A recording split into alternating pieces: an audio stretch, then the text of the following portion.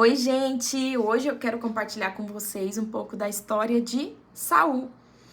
Quem era Saul? Saul era o rei que reinava sobre Israel antes do rei Davi, né? E para a gente ir a fundo a história de Saul, primeiro a gente precisa entender um pouco da história de Samuel. Quem era Samuel? Porque foi Samuel que ungiu Saul como rei. O Senhor levantou Samuel para ungir Saul como rei de Israel. Samuel era filho de Ana com Eucana. Eucana era casado com duas mulheres, Ana e Penina. Ana não conseguia dar filhos para Eucana, e isso entristecia muito ela, porque Penina tinha filhos e ela não tinha, e aquilo entristecia muito ela. E um dia ela foi ao templo com o coração muito quebrantado e pediu do Senhor que se ela tivesse um filho, se ele desse um filho a ela, ela consagraria o filho, ela entregaria o filho para Deus. E Eli estava vendo Ana orando e ela estava assim tão quebrantada que Eli olhou para ela e achou que ela estava bêbada. E chegou para ela e falou assim: até quando você vai ficar tomando vinho? E ela falou: não estou bêbada. Eu estou clamando ao Senhor. Eu fiz um pedido ao Senhor, né? E Eli falou para ela, falou: se é assim que o Senhor lhe conceda o teu pedido, né? E assim foi feito. Ana engravidou de Eucana. E assim que Samuel engravidou de um menino, eles chamaram ele de Samuel. E assim que Samuel foi desmamado, ela entregou Samuel para Eli no templo do Senhor. E ali Samuel foi consagrado ao Senhor. E mais tarde o Senhor levantou Samuel como profeta, como autoridade de todo Israel, né? E aí, Samuel, o tempo foi passando. Samuel era respeitado em todo Israel, porque o Senhor falava nitidamente com ele. E Samuel foi ficando idoso. E aí as autoridades de Israel chegaram para Samuel e falaram: olha, Samuel, você já está ficando idoso, seus filhos não seguem teu exemplo, porque os filhos de Samuel não seguiam o exemplo do pai. Samuel colocou eles como juízes e eles eram muito gananciosos, eles aceitavam subornos e pervertiam a justiça, né? É o que está no livro de 1 Samuel, capítulo 8, versículo 2 e 3, né? E aí as autoridades chegaram lá para falar com Samuel e pediram para ele: escolha um rei para nos julgar, como ocorre com outras nações. Quando Samuel ouviu esse pedido, porque eles não chegaram para ele e falaram assim: olha, Samuel, você está ficando idoso, os seus filhos não seguem teu exemplo, quem vai ser o profeta que vai nos guiar agora? Quem vai ser boca de Deus? Eles não pediram um profeta para ser boca de Deus para eles pediram um rei para governá-los. Isso deixou Samuel muito triste. Samuel foi levar esse pedido ao Senhor. E o Senhor também ficou muito triste com esse pedido que eles fizeram, né? E o Senhor respondeu para Samuel: faça tudo o que eles pedem, pois é a mim que rejeitam e não a você. Eles me rejeitaram como seu rei. Desde que os tirei do Egito até hoje, eles têm me abandonado e seguido outros deuses. Agora tratam você da mesma forma. Faça o que eles pedem, mas advirta-os a respeito de como o rei os governará. Ou seja, naquela época em Israel não tinha um rei, em outras nações tinha um rei, mas não tinha um rei físico, mas tinha o rei dono de toda a terra e os céus. O Senhor era o rei daquele povo. Só que o povo, como sempre, não estavam rejeitando a Deus, estavam querendo um rei ali, um rei físico, né? Então, por mais que o Senhor os governasse, mais que o Senhor os cuidasse, mais que o Senhor derramasse maná dos céus para eles ainda assim queriam substituir Deus, como muitas vezes a gente faz nos dias de hoje, né? Como o mundo tem feito, né? E o Senhor falou, beleza, eles estão querendo um rei? Ok, só que Samuel fale para eles como ter um rei.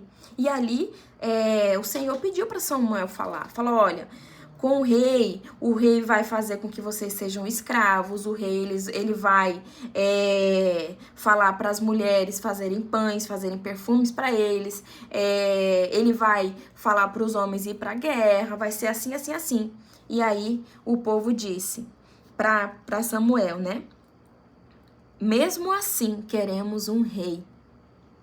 E olha só o que eles falam ainda. Nosso rei nos julgará e nos conduzirá nas batalhas. Então, nessa fala mesmo, a gente já pode ver nitidamente que o povo, naquele momento, estava falando assim, olha, a gente não quer Deus, a gente quer um homem aqui para governar a gente. Como se um homem fosse ter mais sabedoria do que o nosso próprio Deus, né? E assim o Senhor fez, né? Já que era o pedido do povo, o Senhor ungiu Saul como rei. E quem era Saul? Saul era filho de Quis. Na época, Saul era o jovem mais atraente de todo Israel. Era tão alto que os outros chegavam apenas a seus ombros. Então Saul, ele era o jovem mais bonito e mais alto de todo Israel, tão alto que as outras pessoas batiam em seu ombro. E ele era filho de Quis. Isso tá no livro de Samuel, na 1 Samuel, capítulo 9, né? No versículo 2, está dizendo, né? Que Saul era o jovem mais atraente de todo Israel e também mais alto. E os outros chegavam a seus ombros, né? Saul era muito grande por fora e bem pequeno por dentro. A fé dele era muito pequena também. E aí, o Senhor fez com que Saul se encontrasse com Samuel. Quis, que era o pai de Saul, algumas jumentas que ele tinha se perdeu e ele pediu para Saul ir procurar essas jumentas junto com o servo. E aí Saul sabe que tem um profeta ali, esse profeta Samuel, e ele vai ao encontro de Samuel. E antes dele se encontrar com Samuel, o Senhor disse a Samuel, no dia anterior à chegada de Saul, isso tá em 1 Samuel, capítulo 9, versículo 15. No dia anterior à chegada de Saul, o Senhor tinha dito a Samuel, amanhã, por volta desta hora, enviarei a você um homem da terra de Benjamim. Você o ungirá para ser líder do meu povo, Israel. Ele os livrará dos filisteus, pois olhei para o meu povo com misericórdia e ouvi o seu clamor. Quando Samuel viu Saul, o Senhor disse, esse é o homem de quem lhe falei.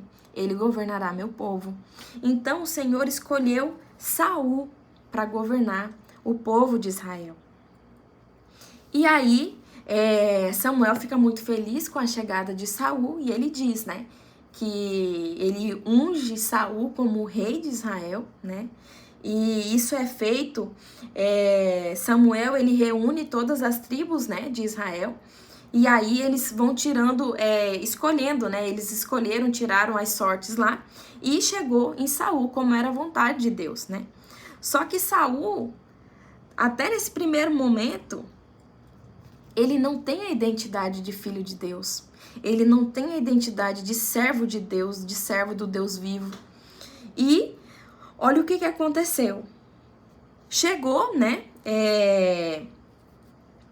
Isso tá no capítulo 10 de 1 Samuel, no versículo 20. Então Samuel reuniu todas as tribos de Israel, e a tribo de Benjamim foi escolhida por sorteio. Em seguida, Samuel reuniu cada família da tribo de Benjamim e a família de Matre foi sorteada. Por fim, Saul, filho de Quis, foi escolhido dentre eles. Quando o procuraram, porém, não o encontraram. Por isso perguntaram ao Senhor, ele já chegou? O Senhor respondeu, ele está escondido no meio da bagagem. Eles correram até lá e o trouxeram. Era tão alto que os outros chegavam apenas a seus ombros. Samuel disse ao povo, esse é o homem que o Senhor escolheu para ser seu rei. Não há ninguém semelhante a ele em todo Israel. E todo o povo gritou, viva o rei. E aí o tempo foi passando, né? Samuel, naquele momento, estava sempre junto com Saul, né? Só que em toda a história de Saul, Saul nunca buscou ter um contato com Deus. Saul, ele sempre o Senhor entregava algo para Samuel, Samuel entregava para Saul, mas Saul sempre desobedecia. Ele sempre queria fazer as coisas do jeito dele, né? E isso dá pra gente ver aqui nitidamente no capítulo 13, no versículo 12, né? Que foi a primeira vez que Samuel repreende Saul. Isso foi na guerra, que estava havendo uma guerra constante contra os filisteus, né? E aí, o que acontece? Samuel tinha um holocausto para entregar a Deus. Só que Samuel estava demorando chegar. E aí Saul pegou e entrou na frente, desobedeceu a Deus e foi lá e fez o holocausto. Quando ele estava terminando de fazer, Samuel chegou.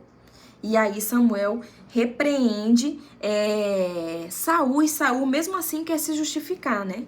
Aqui no versículo 11, ele fala, no versículo 10, perdão. No exato instante em que Saul terminava de oferecer o holocausto, Samuel chegou.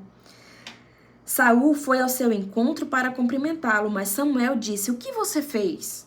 Saul respondeu: "Vi que meus homens estavam debandando e que o Senhor não chegou no prazo que havia prometido. Além disso, os filisteus estavam em Micmas, prontos para a batalha. Assim pensei: os filisteus estão prontos para lutar contra nós em Gilgal, e eu não pedi ajuda ao Senhor. Por isso me senti na obrigação de oferecer o holocausto." As próprias falas de Saul já entregam o que ele sentia, o que ele tinha no coração dele, né? Nessa parte aqui que ele fala: "E eu não pedi ajuda ao Senhor." E como ele vai se justificar, mesmo ele errando, ele quer chegar para Samuel e ele ainda quer ter razão, né? E quantas vezes a gente faz isso? A gente tá ali errando, mas mesmo assim a gente quer ter razão. Nós estamos ali desobedecendo a Deus e mesmo assim a gente quer ter a nossa razão. Quando a gente lê a história de Saul, a gente fica assim, nossa, meu Deus, por que ele fazia isso?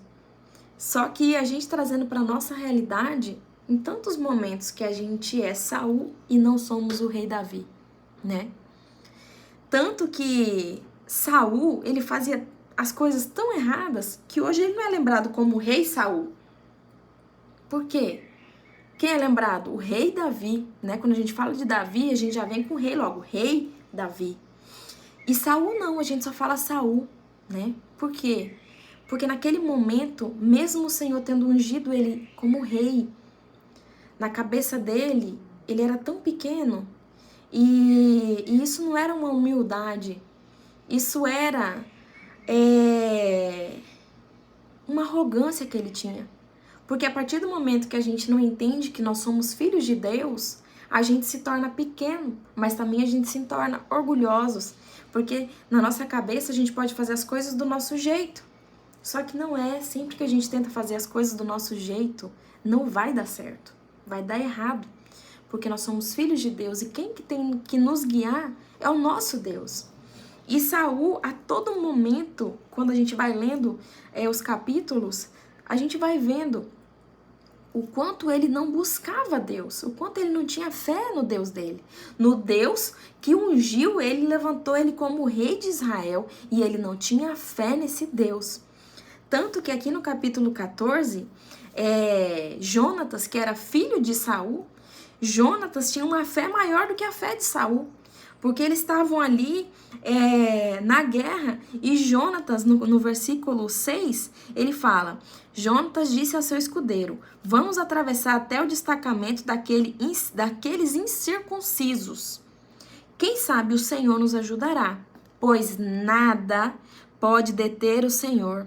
Ele pode vencer com muitos guerreiros e também com apenas uns poucos." Então aqui a gente consegue ver o tamanho da fé de Jonatas. E o Senhor naquele momento deu vitória para eles. E Saul não tinha essa fé. Não tinha essa fé.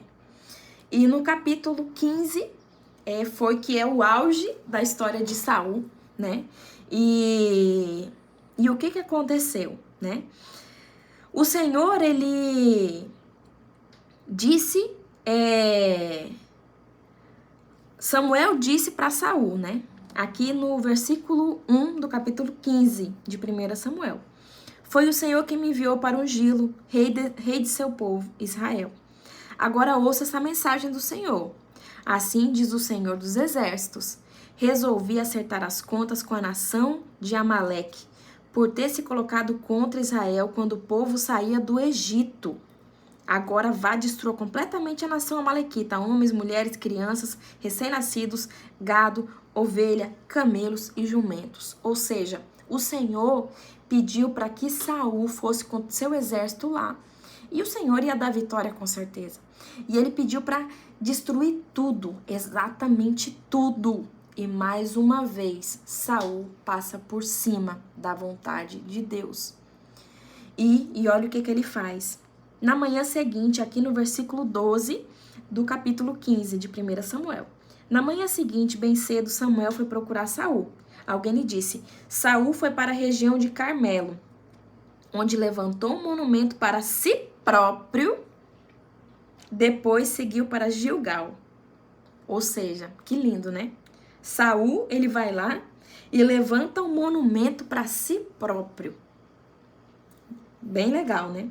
Quando Samuel finalmente o encontrou, Saul cumprimentou com alegria e falou que o Senhor o abençoe. Cumpri a ordem do Senhor. Samuel perguntou: então o que é esse balido de ovelhas e esse mugido de bois que estou ouvindo?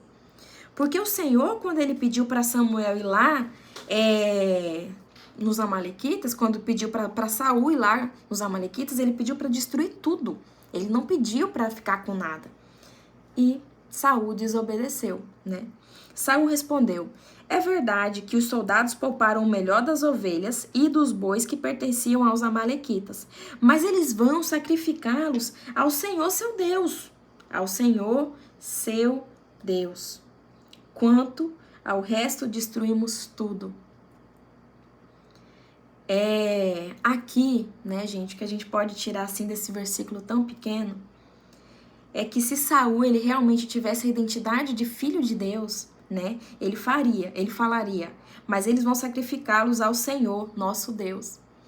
Mas não, ele, Senhor seu Deus de Samuel, seu Deus, não meu Deus, né? Nas próprias falas de Saul a gente já entende que ele não via Deus como Deus dele, né?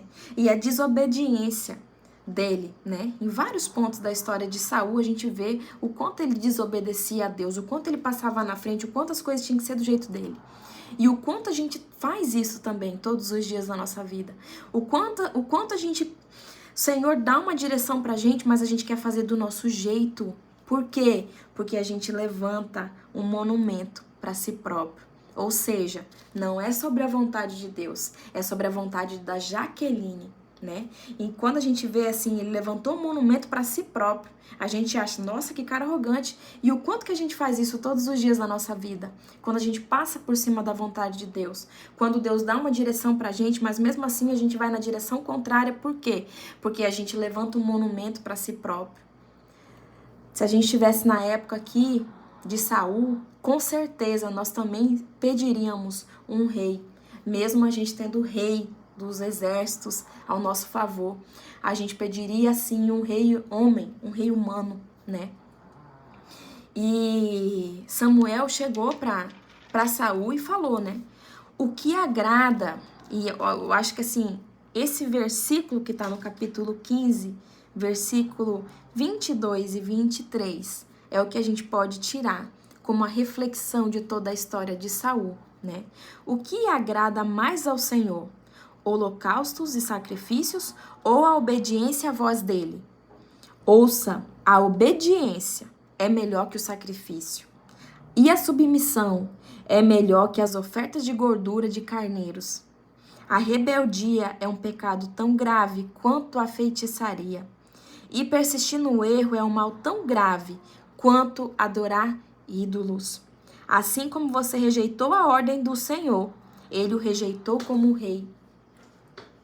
Ou seja, Saul, ele a todo momento rejeitava a Deus, né? Ele rejeitava o Senhor.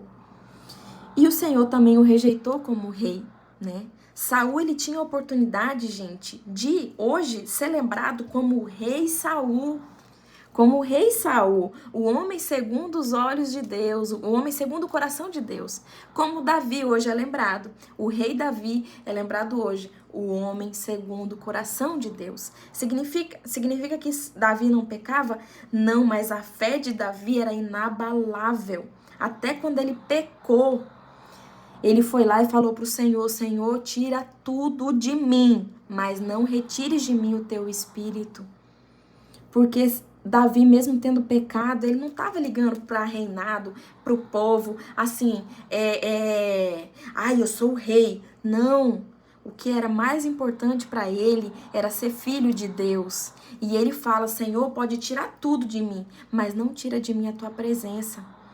E isso que chama muito atenção, e por isso que hoje Davi é lembrado como o rei Davi, o homem segundo o coração de Deus. E Saul, ele é lembrado apenas como Saul, né? E quantas vezes a gente faz isso na nossa vida? Quantas vezes a gente ergue monumentos? Nós erguemos um monumento, é a Jaqueline, e Deus tá falando ali comigo, mas não, eu já tenho um monumento. Então, o ídolo, gente, não é simplesmente a gente crer em algo que não fala, a gente crê em algo que eu vou depositar minha fé em cima de alguma coisa. Ídolos também somos nós, porque isso também é um pecado. Quando eu me coloco como um ídolo na minha vida, isso também é um pecado contra Deus. Então, que a gente aprenda com a história de Saul. E a gente quer ser lembrado como Saul ou como o rei Davi. Nós temos uma escolha. Na nossa vida hoje, o Senhor te dá uma oportunidade.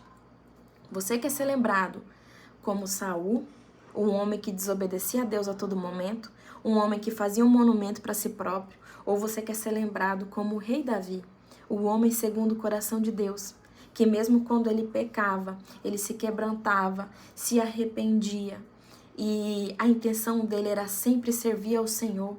Tanto que Davi era pequenininho, gente. Davi era o menor da sua família. Saul era o maior de todo Israel. Só que Davi era pequeno em estatura e grande de coração e grande de fé. E Davi chega pra ali e vê aquele gigante e fala: quem é esse incircunciso para desafiar o exército do Deus vivo?